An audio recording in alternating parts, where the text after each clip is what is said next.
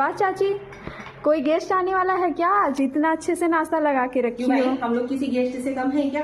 लोग कहते हैं ना कि दूसरों की जैसे पहले खुद की जय करें, तो भैया पहले खुद का सम्मान करना सीखो, तब दूसरे लोग भी आपका सम्मान करेंगे। सो भैया, यहाँ पे हम लोग किसी मेहमान से कम नहीं है। यहाँ पे आज हमने नाश्ता लगाया हुआ था, सो इतनी अच्छे से हमने नाश्ता लगा करके रख दिया है। आप लोगों के लिए भी है भैया। आज हमने सुबह नाश्ते में बनाया हुआ था आलू चना, और ये क्या बनाई गई मुझसे, ये बताओ आप भैया। आप लोग कमेंट करके बताओ हम का नाश्ता बनाए।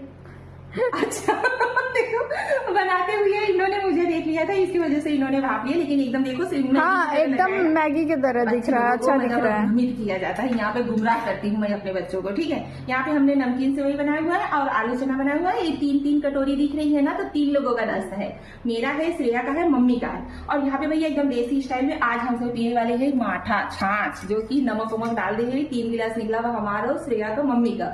आप लोगों के खाए को दावा दीजिए, लेकिन